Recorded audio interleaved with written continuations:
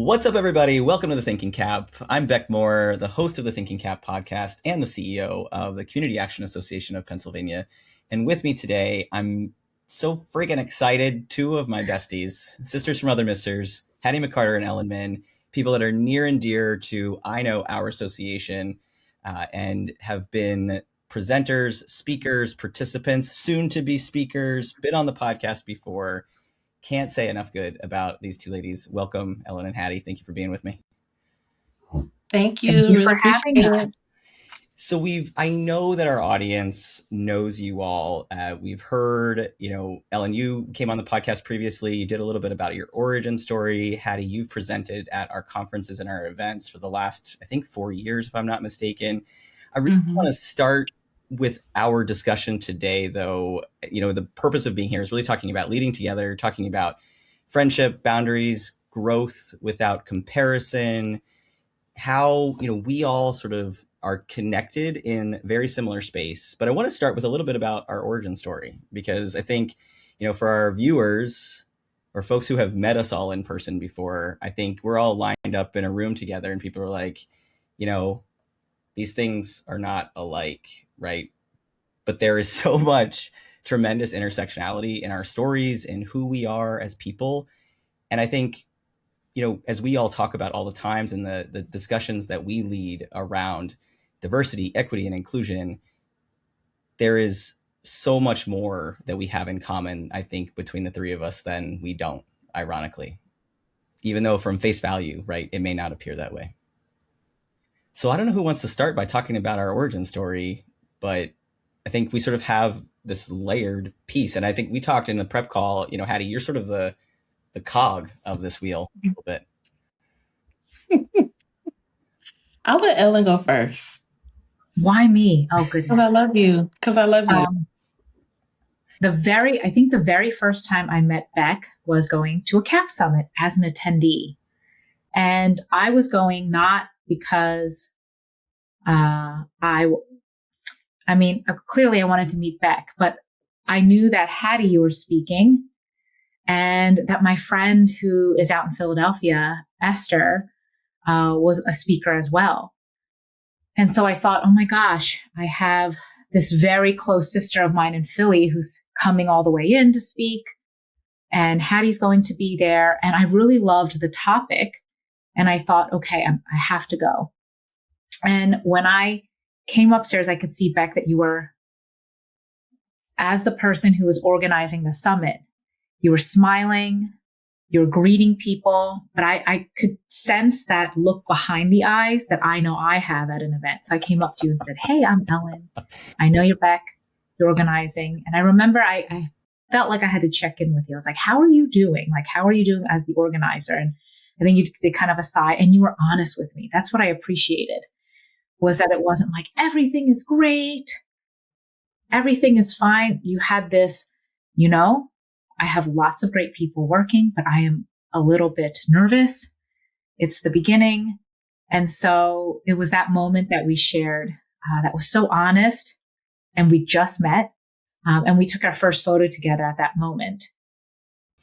And to be clear, Hattie, I just want to interrupt for just a moment and say I've been trying to get on Ellen's schedule for a while, like on her calendar. She's a hard lady to lock down, to be so I know. Say that out loud.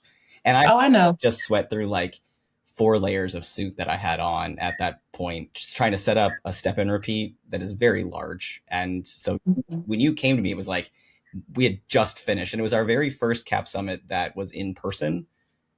So up until then, we had only operated those events online. And so we were sort of taking this leap about, do you really want to come and spend time with us at this event? So sorry, go ahead. No, and I appreciate you reminding me of that, because I think when I asked, how are you holding up? How are you doing? You did mention that you were sweating profusely. I'm like, we're going to be friends, because if you can tell me the honest truth about what your bodily functions are doing in that moment, I was like, we're going to be good. And then when I walked into your summit, I've been to so many conferences and spaces where I walk in and I look and I say, okay, this is going to be, everyone nods, everyone's keeping it safe. We're learning, and no one's really going to ruffle feathers. Nothing's going to be really deep. you get some numbers and information. No, these were, I looked around, I was like, oh my gosh, these are the people that I am having personal relationships with, because I know these are the people who are saying the things that are hard to say, truly advocating for those who are in the center of the work. Not just like, I have this mission and I feel great about myself, but I have this mission and I'm centering the people we are serving and actively bringing their voices in. I mean, it was quite the room. And the way to say it is that there was one individual that I had followed on LinkedIn and really appreciated their voice. And I had never met them in person. I was like, I know you don't know me, but I follow you on LinkedIn. I truly appreciate all the things that you say. I learned so much from you. Can we have a picture? So I knew it was automatically a different summit, because I was like, these are all the people who are going to say the things and who are really there for the right reasons. And then your speaker, like you had a keynote speaker that really pushed the envelope and he was saying things. I'm like, oh, Yep. kept looking around like, this is, Yeah, this Clint Smith. He is a powerful individual. He's a poet. He is a beautiful soul, an amazing writer. I have said this more times than I can count. I want to be Clint Smith's buddy. I hope one day he wants to hang out with me as much as I want to hang out with him. Yeah. Yeah. I like, these are the people that were in the room, like not the people I just want to learn alongside, that I'm going to learn from, and that we are going to really push each other to think outside of our own perspectives and lived experiences. And so that's how I knew, like that's, and then from then on, I think you and I kept connecting, and there was just this sense that like, we're the real deal. And when I asked Hattie, like, hey, this Beck individual, that's how I knew it was like the people who I trust with my own life, trust their lives with you. And so I knew, okay, this is going to be a relationship beyond. I attended your summit and I learned things. It was going to be much greater than that. Oh, I appreciate you sharing that so much. I mean, that event is so near and dear and special to my heart. Ironically, it was an event that during COVID, our board had created a committee to help create change and really ground the work of community action in the fact that we were created to create equity within local community, right? And so what should our response look like in this moment where our country is struggling, right? We don't know what to do with our feelings. We need to have hard conversations. And so this idea of this event was born. And so it was sort of handed to me in that very first year. Was a virtual event. And I just said this to somebody else a little while ago, like this was in December when I started. There wasn't really a lot planned at that point for February when the event was going to happen. And that event has just grown really tremendously. Today, we do it in a hybrid environment. But the point really is to how do we bring together people who really want to learn, but also get tactical things and leave with this sense of sort of renewal that in the spring, you're exhausted by winter. We're sort of all coming out, right, of our, caves, whatever they look like, however big or small or, heated or not heated. And we're trying to like get ourselves ready for now the next season of whatever is to come. And that period of time, that time frame it's a moment of exhaustion, and got to sort of like get everybody, back into it. And so I love that event. Both of our kind of bookends are beautiful, but our summit is just it's just a different feel. I love that. So Hattie, you and I have talked about our origin story in the speaking event that we were at, where we both sort of had these, little bit of mic drop moments and, saw each other from afar and we're like, you know what, this lady's going to be my friend. She just doesn't know it yet. So this guy's going to be my friend and he doesn't know it yet. But our relationship has really grown in a lot of ways too over the last few years. And then I sort of discovered that it wasn't actually that long. I think it was like only about a year and a half ago that I didn't realize how close the two of you were. Oh yeah. Because you have, past history and working together in lots of different ways. So I just kind of like wiggled my way in to hang out with the two of you because I love you both. I appreciate that. So I think with respect to kind of then like what we all do on a regular basis, I think we all work in really similar space. So, and Ellen, since the last time you were on the Thinking CAAP, your role has changed a little bit. I think you were just at the beginning about to start. So can you just remind everybody what you do in your, quote unquote, regular life? I'm at Dickinson College, my alma mater. I returned there after 20 years from graduating from Dickinson, and I'm the Associate Director for Student Access and Achievement, where basically I'm providing access opportunities for students to expand their story beyond their 4 years at Dickinson. So whether it's competitive fellowships, graduate partnerships, I co-advise the Women of Color Summit and co-advise the Trendsetters First Generation students. I'm trying to create alumni mentorship programs for all of our students so that they can connect with alums outside of their 4 year, while they're within their 4 years, to strengthen the student experience, and then student advising. So I'm supporting students with their 4 year journey. So yeah, lots of back in the education space, and I love it. And Hattie, I want to make sure that, and you just spoke at the Women in Color event at Dickinson, I believe. I saw the picture. Mm-hmm. As I said before, I was scrolling through some pictures with my son, and he knows you, and he was like, "Hey, that's Miss Hattie." So I love that. You're about to launch a really exciting, new platform, and so I want to make sure to give you an opportunity to kind of just, a little bit of a shameless plug moment here to lead up. So go ahead, talk about it. Thank you. First and foremost, so happy to share this space with people who I so love and I have no problem in pulling up for. So I just wanted to put that out there to everybody. But I have decided to launch a publication titled The Lead Up. It is a magazine to where we talk about where we are breaking these narratives, these cycles, our silence, but also rebuilding ourselves into who we are and who we want to become as a leader, and really talking about the good, the bad, and the ugly of leadership. And so this is a platform where I want people to talk about the transformation of leadership and not really the performance of it, because the performance is what really gets us to not really walk into our path of who we are as leaders, really having a special understanding of leaders who are marginalized with all those intersecting identities. But I want to give people this magazine to use as a resource, but really as their own, I title it like its own corporate Bible, because it's those conversations that people want to talk about, but they don't have a safe space to do that. And nor is anybody really publishing it. And so we're not really about like data, facts, logic. We're really about people. And as I stated before, our three principles are breaking, building, and becoming. And so this magazine, I'm supposed to have it come out in April, but I'm a little bit of a perfectionist. So it is coming out in June. And so it's going to be a quarterly publication, definitely collaborating with Collab Create in Harrisburg.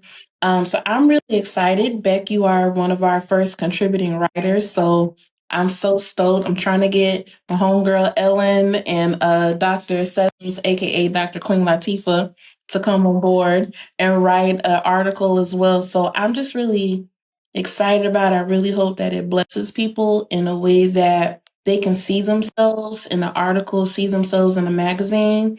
Like my goal is for this to go global. Whenever that time comes, I'm here for it. So this is an adventure. I really had no idea in what I am doing, but I'm like, if not me, then who?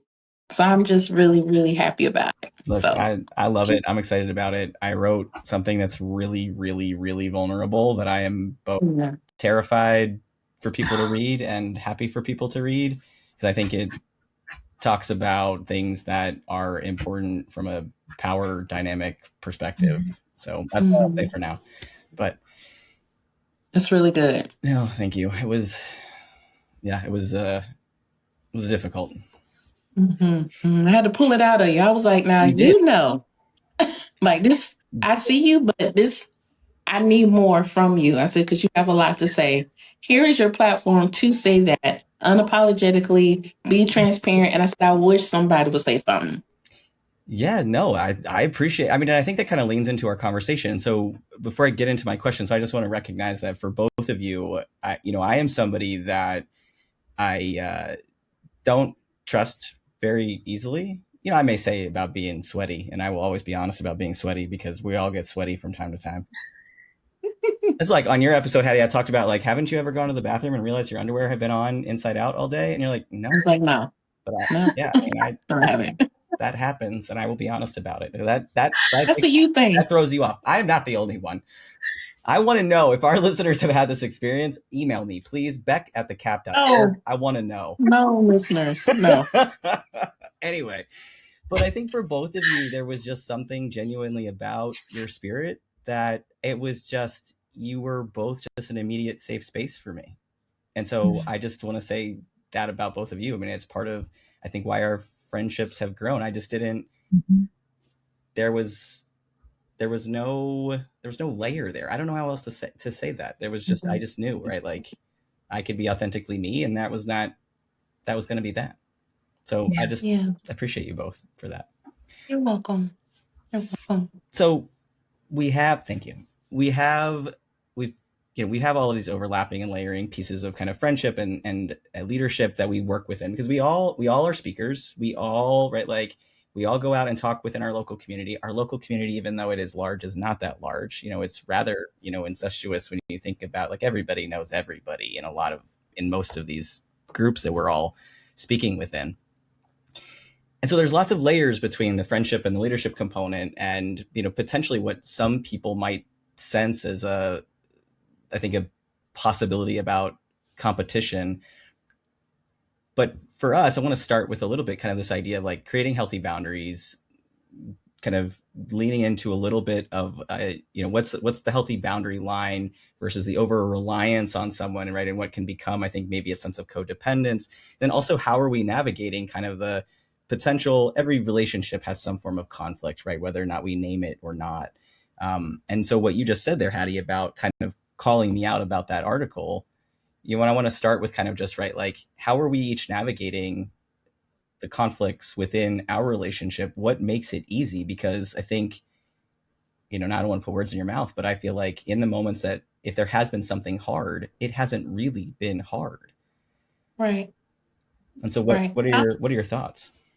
So I'll go first. I think for me, I always have an internal conflict. I really don't have a conflict with this friend group per se in this professional relationship.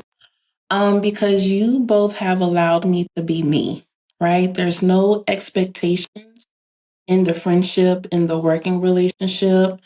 And I think there's this level of understanding that already came with the relationship, right? Like, this is who I am. And it was kind of like either accept it or not, respectfully.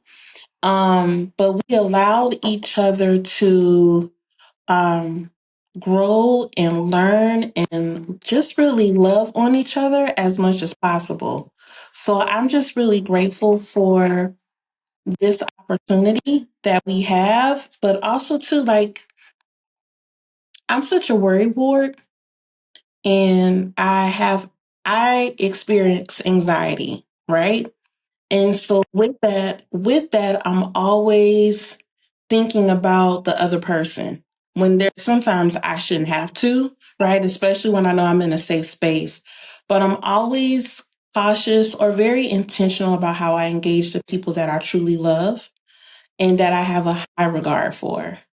And so, because of that, I'm always worried, like, let me make sure I'm continuing to be consistent with Ellen and with Beck and making sure that I'm also representing them in a good light, because I know now that we are connected through community, I know if I say and do something outside, eventually it's going to come back and reflect on the both of you, right? Or somebody like, oh, well, did you know that Hattie did blah, blah, blah, blah, blah? And so it puts you in this conflicting situation. So I know I never want to do that for the people that I truly love and care about. Yeah, no, I appreciate that so much. Mm-hmm. Yeah, and with me, oh, sorry. No, go ahead. I love the saying, just because I carry it well doesn't mean it's not heavy. And I really appreciate you, Beck and Hattie, because you know what I carry. And you take the time to understand that. And I think the boundaries versus over reliance is Just because I know that Beck and Hattie, you might be willing to hold something from me doesn't mean that you should always have to. So I'm always wondering, okay, so in order to protect the friendship and my individual well-being and your individual well-being, I always think, have I processed this first?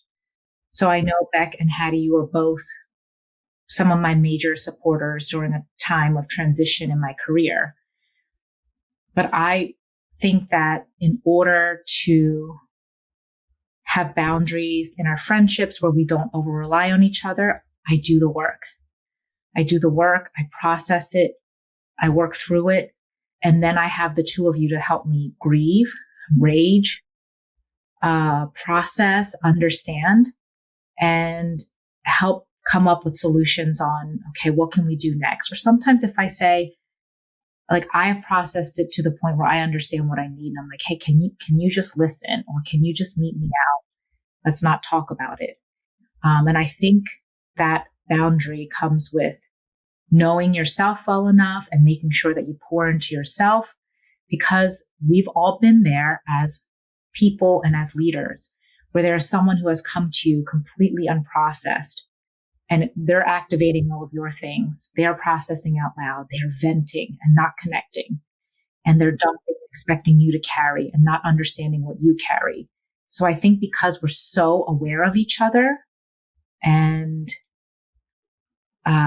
we see all that we carry, that we understand before we place something on you to hold for us, or hold, like before I put anything into your hands, before you hold it for me, I have done some of the work to really examine what it is that I'm pushing over to the two of you. And then the two of you hold it so wonderfully, caringly, compassionately. And I know that whatever I give to you to hold, that it will be in the most sacred way. Yeah. Mm-hmm. Well, I think this framework is, if our listeners are listening, they're like, what purpose does this really serve for me in terms of how do I learn from this discussion? I think that is part of why I wanted to have this conversation on the Thinking CAAP, because I think, right, like there's a learning to take away from the way that we live and work within our relationship. Because while I think, again, from an outsider's perspective, there could be this sense of competition from all of us, it's just there isn't. And we had this discussion and kind of talking about what we wanted to talk about today. The ego that exists a lot of times in kind of the management conversation, right? Or to your point, Ellen, like recognition of what we each carry, that aids in the ease in which we have relationships. And that is an important consideration for anybody who's leading people, anybody who's working alongside somebody. It doesn't matter if you're in a project team, if it's a peer, right? Whatever. Like sometimes we get so wrapped up in my stuff's the most important stuff. We just make assumptions. Like I use the example all the time about, like, I worked in the service industry for years. As a bartender for like 15 years. I worked as a server and a bartender in a very, very busy restaurant in Hershey. So like think summertime, if you've ever been to Hershey Park and you go to a nearby restaurant, it's just absolute chaos. And people are just so ignorant to you as a server. You've had a long day. I know you're sunburned. I know you drove from Jersey or wherever, New York, to come to Hershey Park for the day. And you got 10 screaming kids and you all drove together in a carpool. And sure, your onion rings, maybe they're not as crispy as they should be. But guess what? I'm also having a crappy day. And my reflection of my service isn't just, you don't assume I'm a bad server, right? Maybe I just had some stuff that happened before I got to my job this morning. And so it's the easiest comparison to make, right? So we think about how that exists within the framework of sort of an office dynamic, and it's not as evident always. Mm-hmm. Yeah, I've experienced this yesterday. To where I was just so mind blown, because I'm like, we're on the same team. We don't have to compete, because if you're winning, I'm winning, and vice versa. I have never been one, like being in competition with somebody really makes me uncomfortable, which is why I don't play spades, because that's a dangerous game, especially among Black people. Okay, if you got black friends and they play spades and you don't know how to play, don't do it. Just get the tea, the water, the chicken, whatever. But I just realized like there's just certain parts of me like it makes me feel uncomfortable because I feel like I'm more of a servant leader, right? I want to make sure you have the access and the opportunities to be successful because that's going to make me proud. Because I truly know deep down on the inside that whatever is for me is going to be for me regardless. And nobody can really take that away from me, even if they tried. So when I see competition or when I feel it, I'm always asking, like, what did I do for you to feel like you got to be in competition with me? And even if I feel like that competitiveness within myself, I have to check it very, very quickly. And this goes back to what Ellen said, that self inventory. Are you self aware? So I'm like, okay, well, Hattie, why are you feeling like you need the same recognition as this person or that person? And I'm like, well, I always ask myself, well, maybe I've always wanted to be on this board or I wanted that access. Now as an entrepreneur, I'm like, well, this person has this connection. I just want to get connected. But I don't think people are really honest about some of the relationships that they have and what type of relationship they want to have. Because I would respect you more if you just come to me and be like, look, I'm just trying to get to know the people that you got because I'm trying to elevate this way. And I feel like you can help me do that. And if I can, cool, but don't just ride my coattail and not be a genuine friend, not be a genuine leader. Because once I see you not being that way and your intentions and the impact that it's having on our relationship, it's going to make me not trust you. And when I don't trust you, that is a problem because you have lost complete access to me. The things that I would be willing to give to you, the whatever that is, I gatekeep it because I'm like, how do I begin to trust you with me if we are not in a space of understanding and I feel like you trying to compete with me? So it's like all these dynamics, but I think what hurts the most for me when it is your own people, that's when it hurts the most for me. And so when I say this is a mountain that I have been up and down for the past 2.5 years, to it's like, okay, the people that I know closely, like Ellen, Beck, and our other circle of trust, I'm like, that's it for me. No more new friends. I think I'm good. We're okay over here. You my friend, stay over there. Like, my friend Ross. yeah, I'm like, we're just gonna shut it down. And so I hate being that way because I want to be open. I want people to have the things and be successful. But when I start seeing that your true identity, and when your true identity starts impacting me to where I feel like I'm just stuck, I can't move, I'm not at peace, I don't trust you, I'm on guard all the time, we got to disconnect. So that's in professional or even personal. Yeah. I want to go back to something you said there to kind of reflect on it because let me start with the question first. When you say your people, Mm-hmm. how is that defined for you? Ooh. So my people are those who I can trust with my most vulnerable pieces of me, right? My people are those that I have gone through the trenches with and they're still there. And they're not using the trenches, they're not weaponizing what I've gone through, what I have said, my missteps against me. My people are those where I can see similarities, but aspire me to be great. My people, one of the good examples I can give is that I put something in our circle of trust chat with me, Ellen, and a couple other of our close friends. And I think it was maybe a couple weeks later, and everybody else was responding except for me.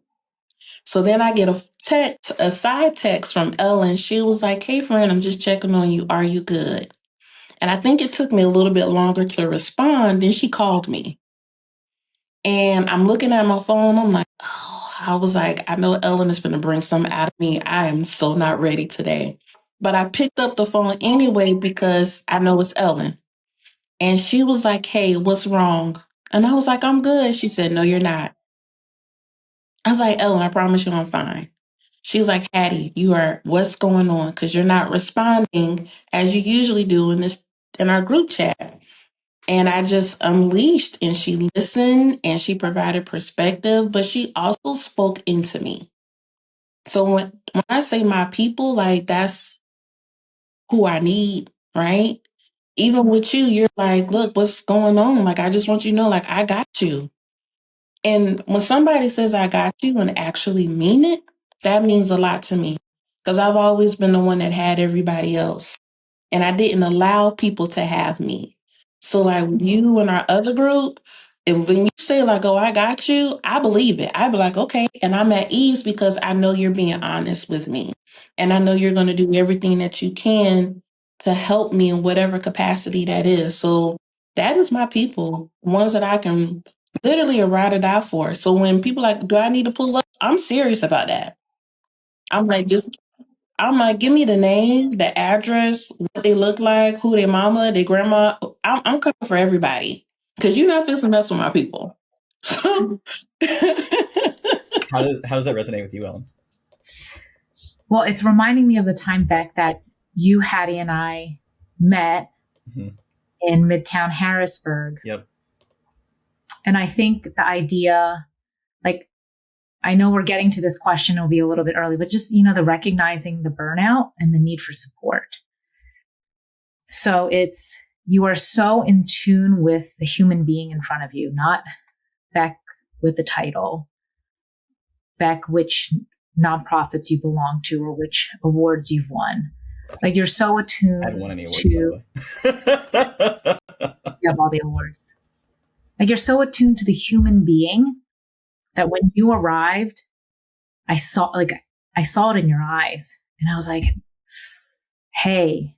And before me, you and Hattie even got to the whole reason why we were meeting, there was business that we were going to talk about.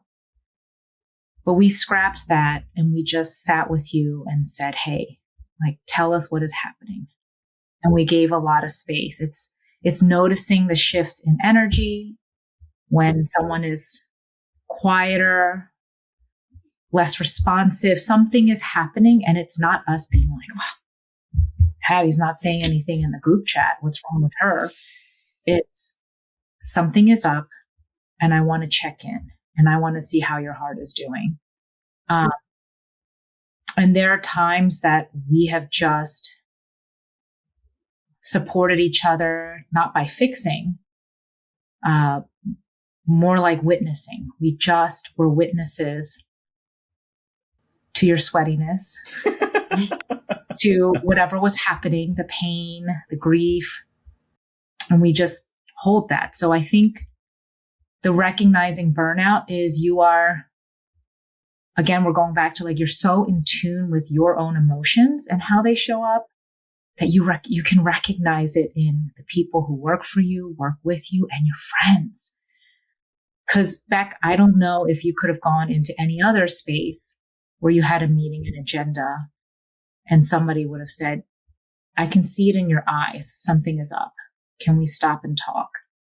Those are the people that I want to be in community with. And those are the people that I want to have a relationship with. That when I walk into a room and I have my face on, are like, no. I know you well enough to know that that is not genuine. What is going on? Yeah. And I think that, again, to go back to kind of the listeners, that you can't, it's part of what we try to lean into from a workplace culture perspective all the time. You have to get to know people before you can really create a thriving workplace. You don't know how to support somebody if you don't know just basic things about them, right? And you don't create a space, you don't start with trust. For most people anyway. Some people, sure, you might, but that's not the way I operate. And I think anybody who has complicated layers of identity who's carrying anything, most of those folks, right, us included in that, we don't start from a place of trust. I try to, but I know that my past dictates otherwise. I never do. No, I want to be able to let go of things, but it's too deep, I've been hurt too many times by people who I did trust, right? So it's just not a reality. So I think though, right, again, to create trust, to create that just space where you walk into somebody's office, whether again it's a peer, supervisor, manager, a manager of a manager, somebody who works for, for you, who you're the leader of, like you can't, you gotta be able to create a little vulnerability and be honest about and get to know each other before you can find that. There are those people who just have that sort of empathetic soul that right away are going to know, but generally like that's not often. So yeah, no, I was reflecting on that as well while Hattie was sharing, and I remember saying to you like that's a heavy question right now, and I just kind of shared like I'm not going to say the baseline because it's far more complex than the baseline, but it was a heavy moment in our family that we were dealing with. And you're like, we could have canceled or rescheduled. And I was like, no, I needed this time. So, and even yesterday we were chatting about something and Hattie texted me afterwards and she was like, hey, you look stressed. Are you okay? And I was tired and my son was home for the holiday still. And I was trying to juggle him being downstairs and me being upstairs and trying to get work done. And there was other things going on too. And I didn't respond right away. And Hattie then sent, a ridiculous meme, was like, hey, I asked you a question. What's going on? What's up? Yeah. No, but I appreciate that so much about all of us. Yeah. And I I also think too, I didn't mean to cut you off. Go no, no, ahead. go ahead. Go ahead. I think for me, on how you can establish just with me is consistent, trustworthy behavior. Like I have to see you in action. I have to see you as other people. But I also have to make sure that your words and your behavior aligns. I think that is the Libra side of me, right? Because I want balance, I want harmony. But also as a person just like you, Beck, that has been hurt tremendously by giving their all, pouring so much into people, and to where that love is not reciprocated, to where that trust that I'm trying to give is not reciprocated, to where just me as Hattie, like those vulnerabilities that I'm giving you, you take them and you dismiss them. Um, so when I don't see that, I'm I'm always asking questions like, wow, is this who you really are? Or is this who you've been the whole time? I just ignored it because I'm trying to see the bigger picture of you. And you kept telling me, this is a red flag. This is a red flag. Oh, here's a book. Here's how I really am. But let me close it for you real quick because I don't need you to see all of that.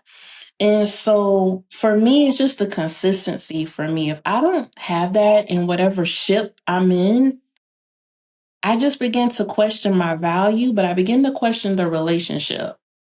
And I think even as a leader, we always have to be mindful of how we interact with people, but we can't expect for our team and our organizations to do things if we are not a reflection of that.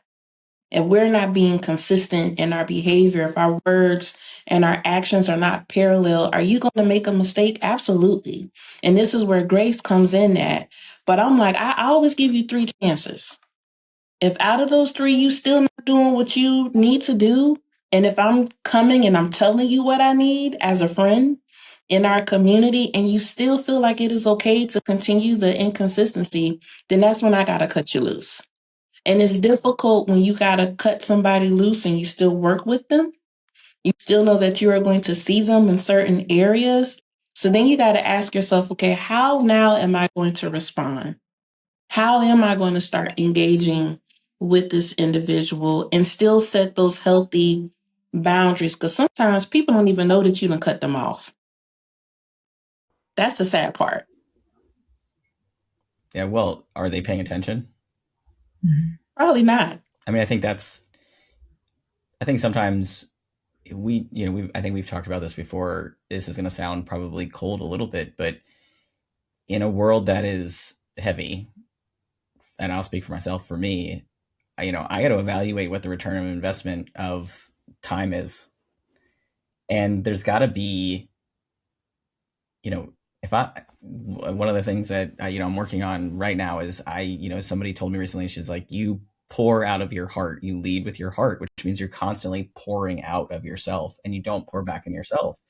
And so if I'm going to pour into you, right, because that comes with energy loss for me and what I have the capacity to do in other parts of my life, then it doesn't mean you need to pour back into me the same way I pour into you. But there's got to be, right, there's equality in the relationship in some way, right? Like if I'm going to invest my time in you, take time away from my family, I'm going to take time away from my work. I would hope that you're going to at least lean in a little bit. And if you don't, then I got to question, is this coming with direct harm?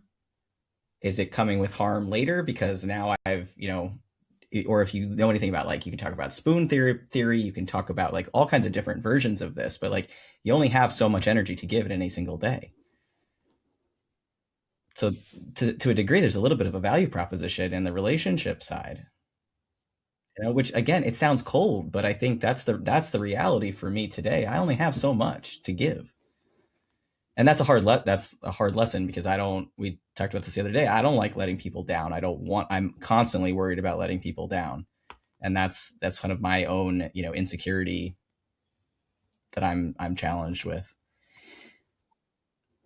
I want to transition a little bit to kind of the celebration component of, I think, what we've been able to do for each other and how that's really resonated with each of you. So I think we've all been in moments of thriving and the other one is struggling. And there have been times where we're all thriving and there might be some piece of struggle that we're having, right? But it may not be as evident as other times. But what I think really resonates with you in terms of, right, like how we've each lifted each other up? Or is there an example of something that's really like been helpful for you or something that you want to call out? In terms of that kind of celebration component. Because I also think this is an important part of the puzzle in terms of how we work alongside of people, how we work with people. Celebration, when people think about celebration, I think a lot of times they think about like, okay, you got to give the extra money or you got to give the vacation days, right? But we know that celebration of people comes in lots of other ways. And I can't, sure, Hattie, I'd love to give you a pile of money. I want to also have to give you a pile of cash if I had it. I don't have any, to be clear, but like, there are other ways, right, in our personal relationships that the moments of celebration really matter. So it'd be something as simple as, right, a text on a particularly great day or a win. It could be a LinkedIn like, but what's the thing that really resonates for each of you? Go ahead, Hattie.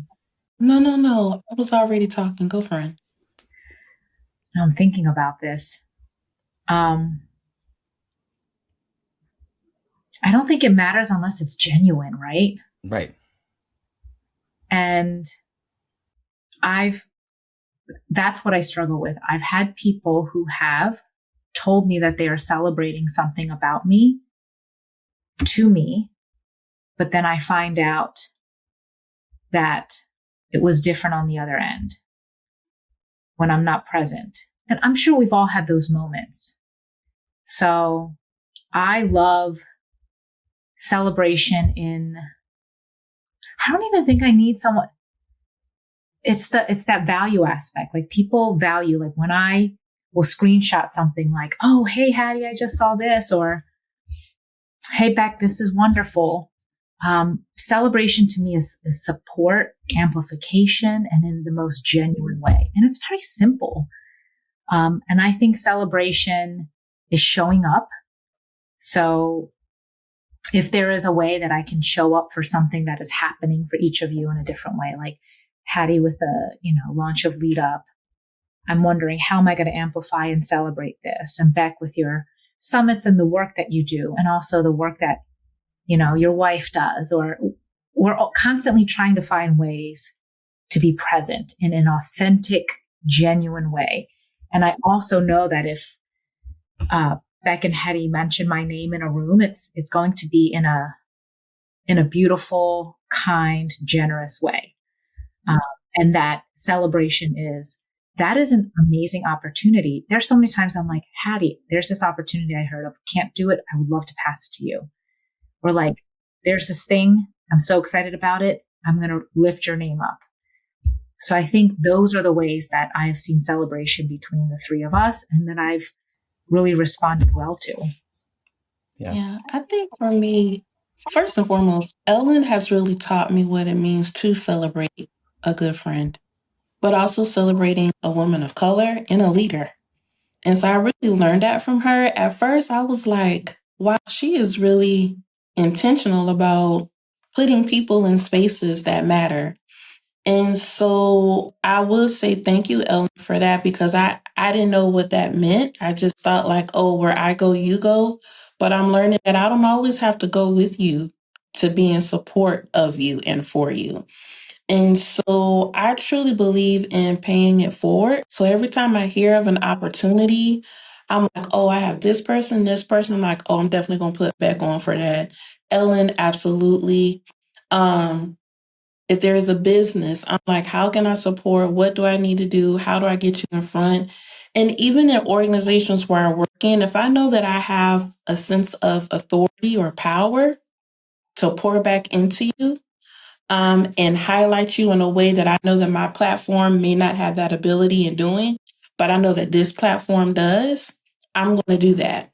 And so I truly believe in giving people all the praise, right? And also name dropping. Because once you be like, oh, do you know the CEO of CAAP? I'm like, and dude, I'm like, that's my best friend. They're like, what? I'm like, mm-hmm. Now what? What you gonna say? Well, can you? I absolutely can. He would be more than happy to help you. Let me drop a bug in his ear. Same thing for Ellen. So when Ellen did the Women of Color Summit, I was so proud of her. Ellen is a busy bee like myself. And I was just so proud of her and how she was just navigating that space, being a leader, but also being an example to those young women. And even when she got stressed, like me and our other friend Claire was there, and that's a tongue twister. Anyway, and so we were looking. She was like, "Ellen is nervous." I was like, "I know. We got to talk to her." So like, just come sit down. I was like, "Get you something to eat." And I was like, "I know, but I have to clean this up, and I want to make sure." I was like, "Friend, you're good. Everybody's great. Doing a fabulous job. I just need you to have several seats." And she was like, "You're right. I need that." And then in 5 minutes, she got right back up again. And I wasn't trying to hold her hostage at the table, but every time she came back, I was like, "You're doing an amazing job. I just want you to know I'm proud of you. And thank you for providing this opportunity." Sometimes that's all people need. It's just a nice little rub on the back, like, you're doing an amazing job, right? And she's like, "I am." I'm like, I was like, "You are a baddie. Go out there and do what you need to be doing." People just need words and feelings, but people really just need you to be present. That is the best support. That's the best celebration that I could ever have. So when you call me, be like, "Hey, I need you to do," I'd be like, I will drop any and everything for you because I know you would do the same for me. Yeah. One of the things I want to call out that I really appreciate about you, Ellen, is that you celebrate people in a way that I don't know that I've really ever experienced before. In that when you know that somebody's either going through something great or something that's maybe difficult or something that's in between, but there's definitely like a need to process whatever the thing is. You will call people out to say, not call people out, that's not the right thing. You will say, right, like, have you taken a moment to reflect on this? Have you taken a moment to uh, understand for yourself, right, like what this really is and what the impact really is? And you remind people to do that in a way that comes from a place of what feels like a place of genuine caring. And it's a good reminder that I don't know that I don't know that there's anybody else that I've ever sort of worked with, that been in a friend relationship with, regular relationship with, whatever, relationship. So I just think it's one of your superpowers. Mm-hmm. Thank you. But that's kind of like full circle where we have to do the work to really love ourselves and care for ourselves and know ourselves so well that we can show up for others and do the really important work for our communities, our families, our friends. And so it just is always like, that's why I'm like, have you processed this? Or even me, have I processed enough before I bring it to other people? I just, like, I can't stress that enough. Yeah. Hattie, were you going to say something?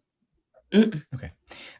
I want to talk a little bit more, if we can, as we kind of wrap to the end here, unless there's another topic that you really want to jump to, that since we're like, kind of mid conversation right now, anything else anybody wants to call out at the moment? No, I think we're good. Well, it depends what your question is. Well, I'm going to get there. But although people might be tired of listening to this love fest, so they're like, shut up. We know you like each other. That's okay. We do. It's true. So let's talk a little bit about kind of like naming the insecurities. Can we go there? Are we ready to go there? Mm-hmm. Are we comfortable? Do we have the energy and capacity to go there? You do. I do. Okay. I mean, yeah, I do too.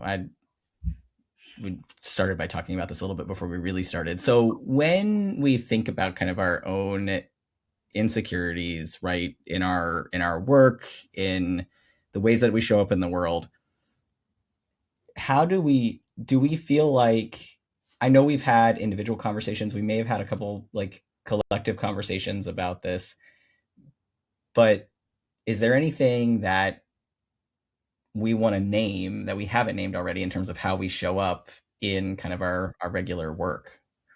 Because I said, and I will happily start by saying that I have the most ridiculous imposter syndrome monster on my back on a regular day basis that most people would never imagine, but it's there.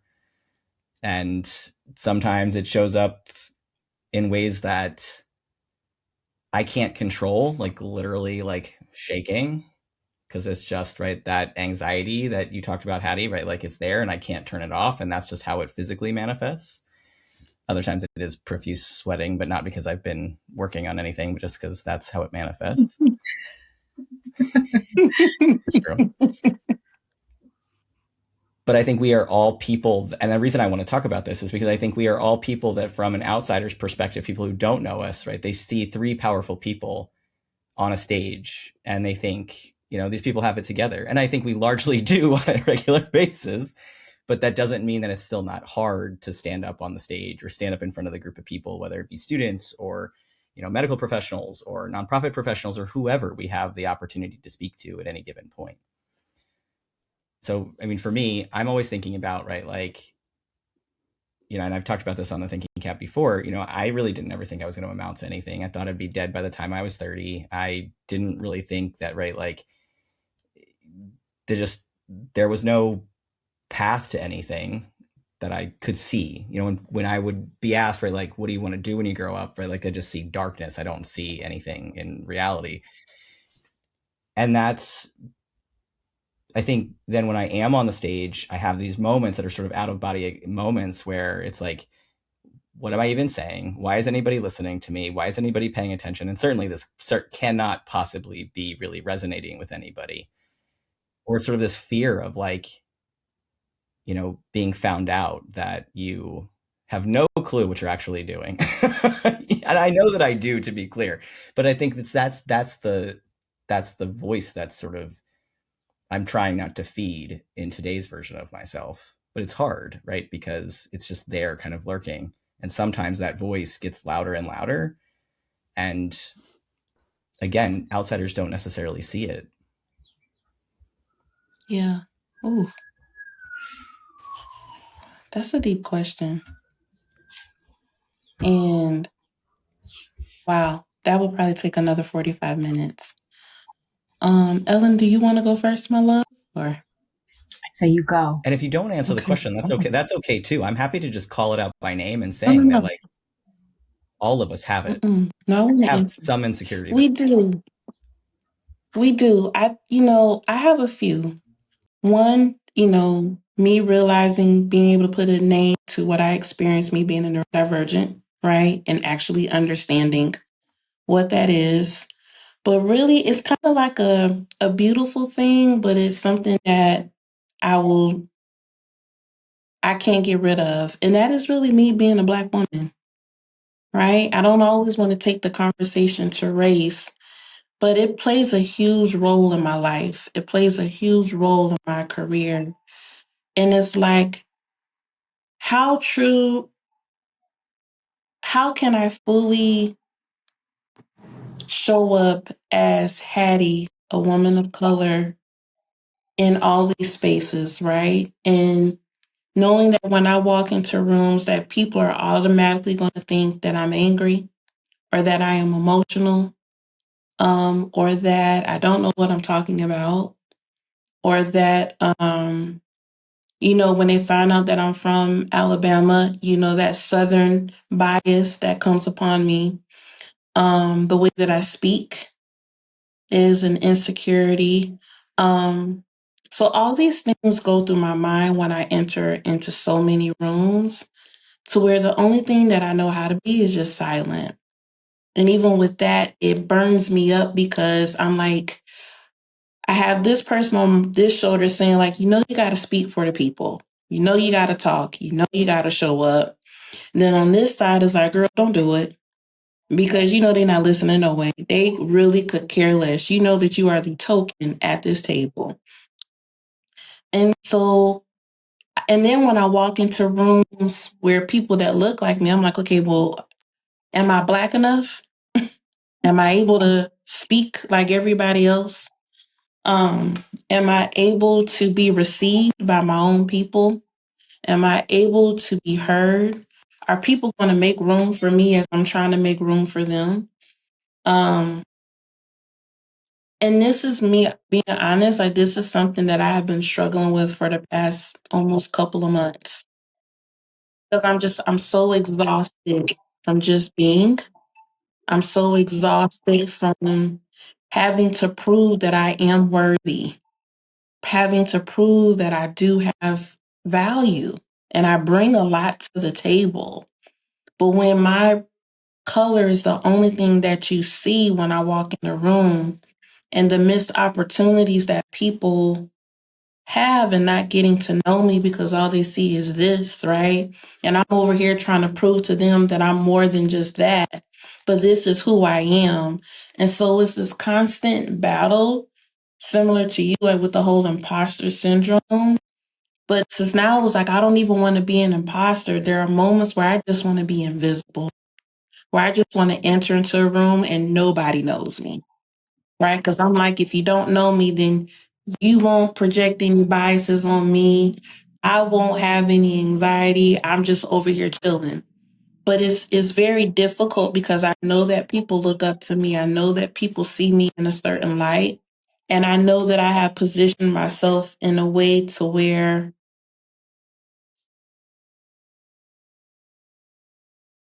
try not to get emotional. I know that I position myself in a way that where I'm not just bringing me, I'm bringing my parents, I'm bringing my ancestors, I'm bringing my father's name, I'm bringing my community with me. So it's like I'm always rubbing up against that. And so it's a huge insecurity, because I'm like, I just want people to know me as Hattie. Yeah. No, That's it. I feel that. And thank you for being vulnerable and sharing that.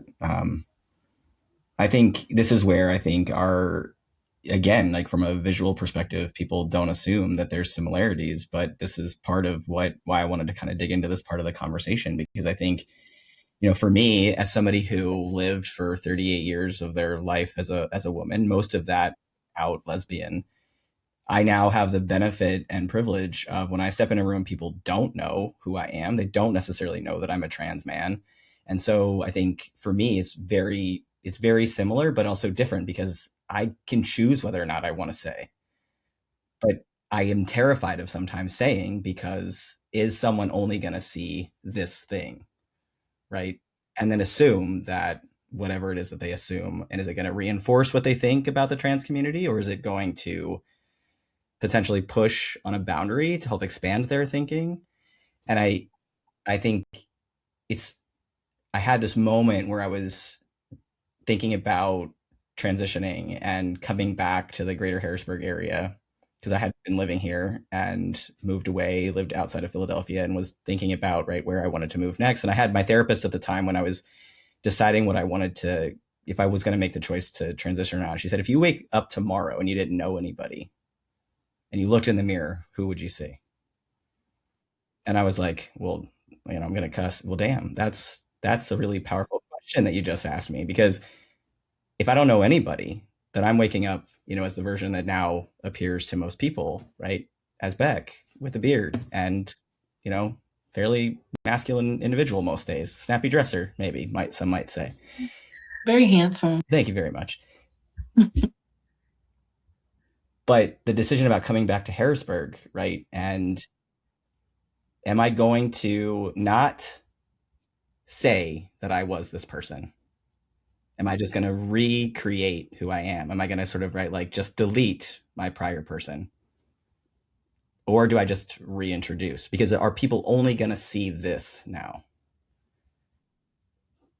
And I think a lot of times, because of the work that I do as the CEO of CAAP, we get invited to a lot of meetings, a lot of task force, a lot of groups, get invited to a lot of boards.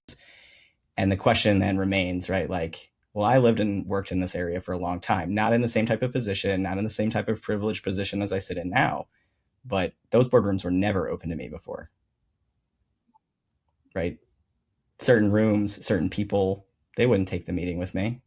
Again, privilege of power and position for sure. But now, am I here representing because you want Beck, who you think is smart, or you want Beck because you want the token of a trans man? And if you want the token, tell me you want the token. It doesn't mean I'm going to silence my voice. It doesn't mean I'm going to be any less vocal. But if that's why you're asking, just I need you to tell me. Yeah. All right, Ellen. I'm doing a different spin because I know the two of you probably know a lot of my insecurities. I'm able to share it.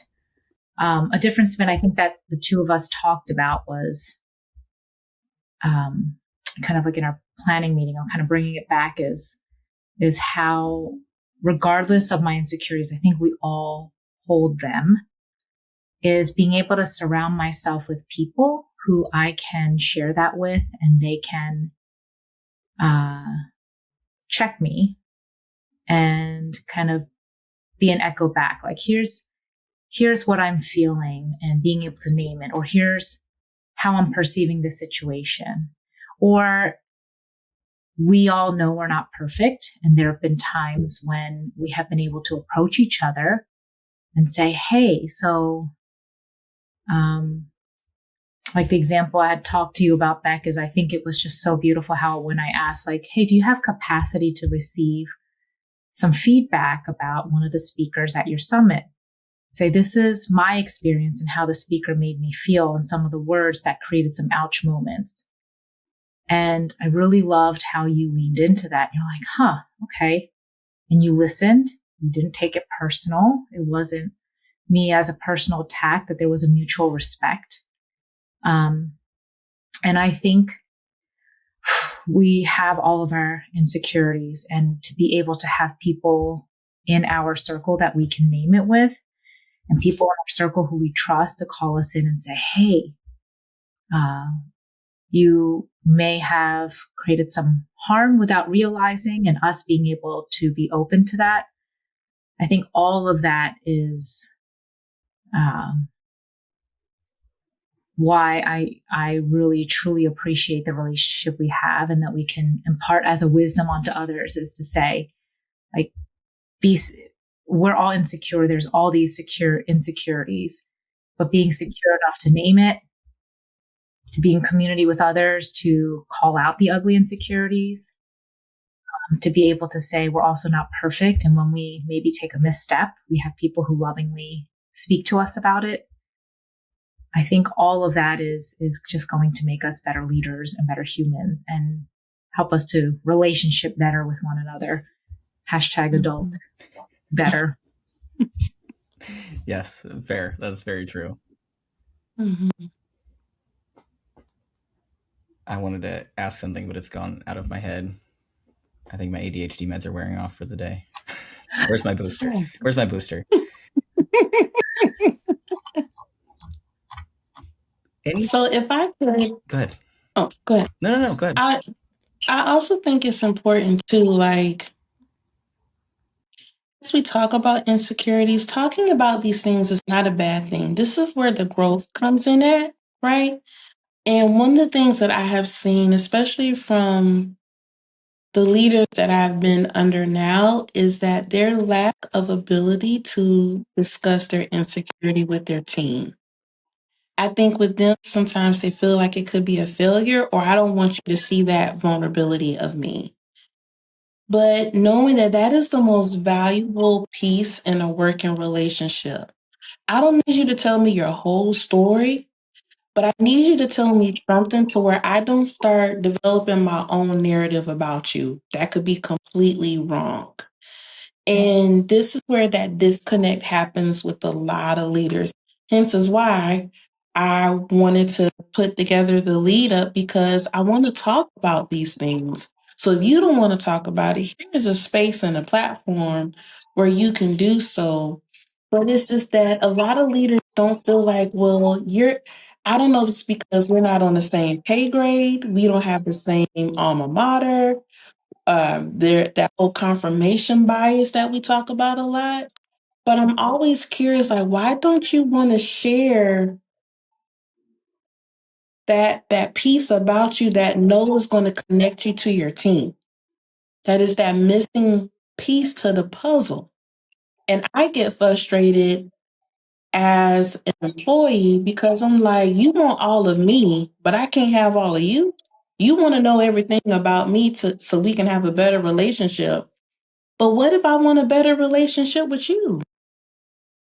Because if I know that part of you, right, then that's going to help me to stand in the gap or be proactive when I can discern that something is coming that I know might be a trigger for you. Doesn't matter where it's coming from. I don't think it's always the leader's responsibility to stand in the gap. Sometimes the employees got to stand in the gap for the leaders.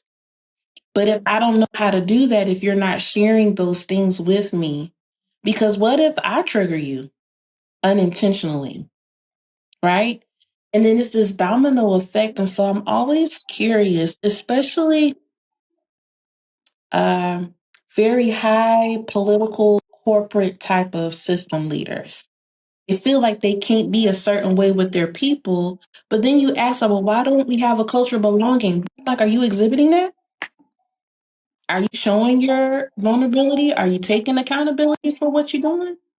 So how do you expect for your organization to trust you if you're not leading by example? Yeah, I think what is sometimes the case, I'm not saying in all cases, is that there is this layer of what feels like expectation, and kind of go back to the insecurities question. It's something that, again, I've spoken about before, that if we had met 10 years ago, I don't know that you all would be able to even draw the line to who I am now, because I'm just so different than I was.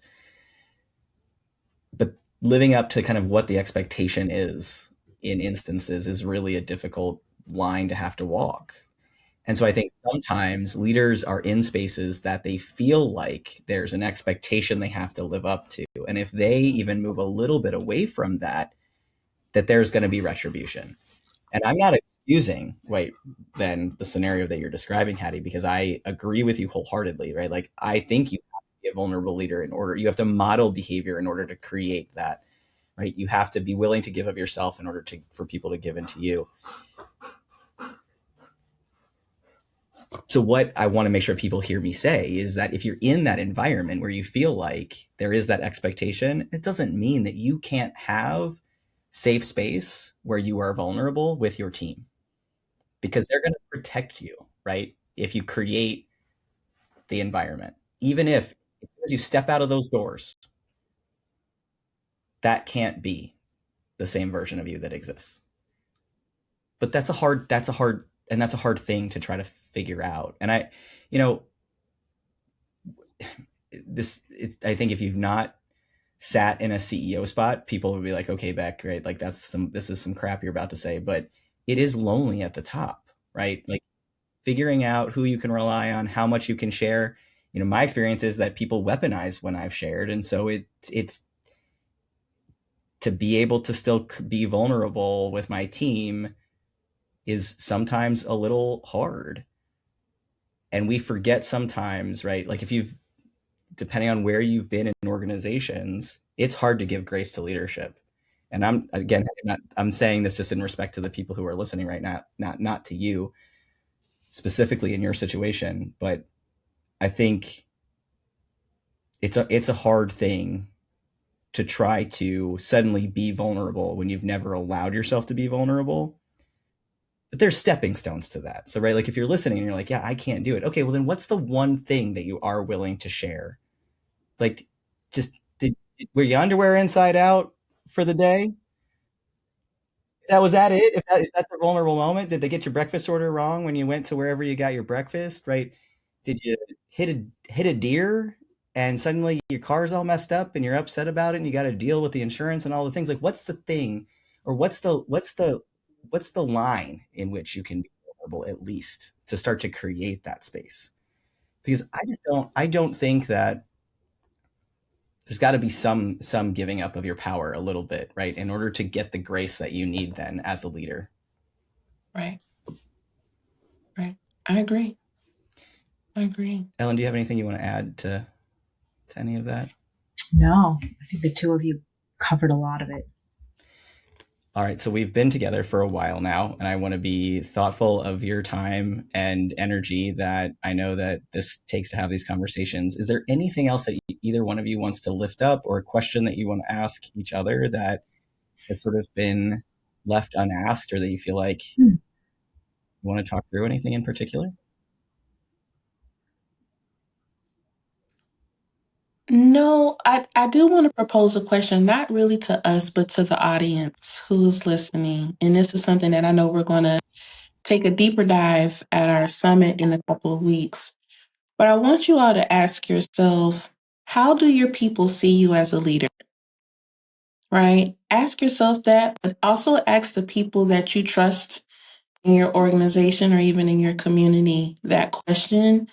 And if they give you some constructive feedback about, here are some areas of improvement, or this is what I see, and your heart becomes convicted, then I want you to ask yourself, okay, well, how do I become the leader that I know I can be? Those are two different questions, right?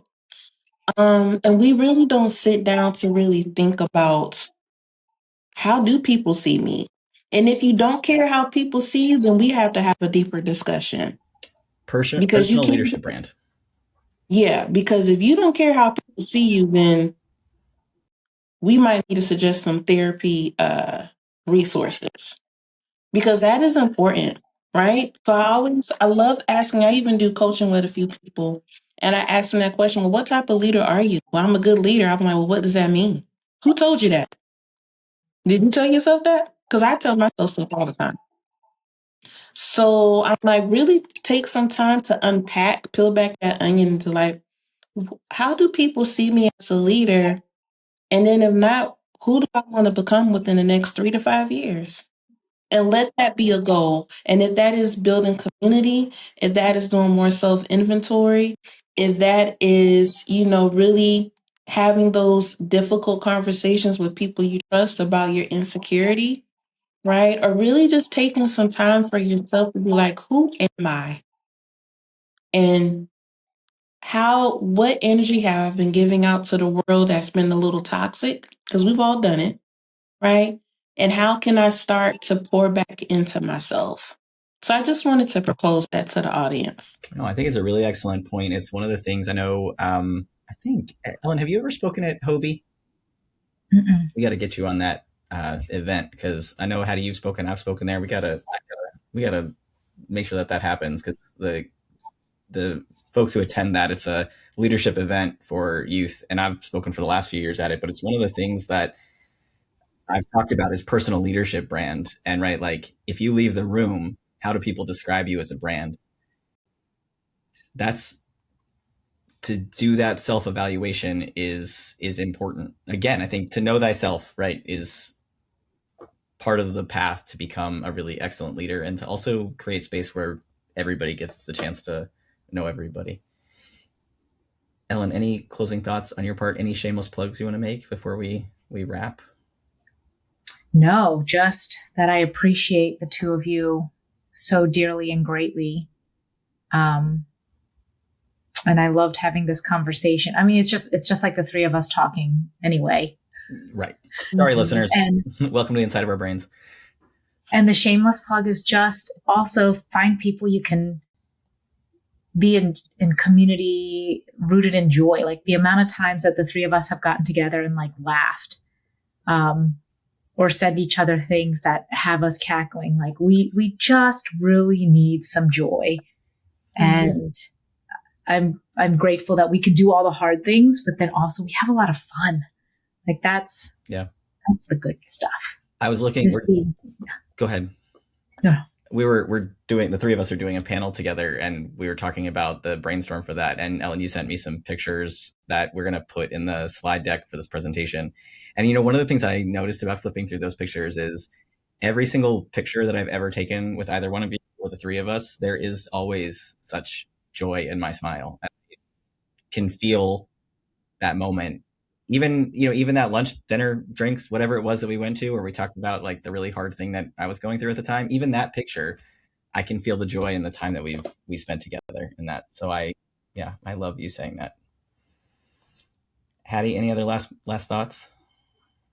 No, this was amazing as always. I thank you so much. I thank you for your leadership. I thank you for our professional working relationship, but I'm so grateful for our friendship and the two of you. Like I couldn't have been blessed more. So I'm always grateful to be in community with you both. So that's it. Appreciate y'all both so much. The last thing I'm going to say then for our listeners is just kind of a reflection point is, as a former camp counselor, teacher, person who worked in youth education for a long time, one of the games that we used to play is kind of an introduction icebreaker game. No, it's not human knot. No, thank you. I'm out for human knot. If you don't know what that is, Google it. We used to play this game called Link, and it's this really simple activity where everybody sort of stands in a line. And the first person starts by sharing what their name is and something simple about themselves. And they continue to share things about themselves. And if you in the audience, right, the person who's sort of standing in the line, there's something that resonates with you or something you have in common, you scream as loud as you possibly can if you're in an outsourced space, Link, and you run up and you link arms with the person. And by the end of the exercise, you have a full circle of people who are linked together. And I think, when I think about us, when I think about our relationship, there are, again, so many links to who we are, but I think it's a really simple exercise in helping people understand just the commonalities that we have as humans. And so it's a game that I used to always play because it's sort of set the level of expectation and how we were going to function as a group within that outdoor space or within a classroom space. So just want to leave our listeners with that thought, and I appreciate you both. To our listeners, thank you for hanging out behind the curtain a little bit of our relationship, this little trio, and appreciate everybody putting on their thinking cap for a little while, and we'll catch you on the next episode. Don't forget, if this is episode drop before the summit, register for the summit, go to the CAAP.org, check us out. Great summit on May 20th and 21st. And if you didn't get a chance to catch us, check out the recap, and please see what I did there, recap, come next year in May. We'd love to have you there. Thank you, everybody, for listening. Thank you for being a part of this episode of the Thinking CAAP. Check the show notes for resources and links to other episodes. And don't forget to subscribe and follow to be notified when new episodes are released. If you have any community action questions you'd like Beck or one of our local experts to answer in a future episode, please email your questions about community action to info@thecaap.org. Subject line, Thinking CAAP.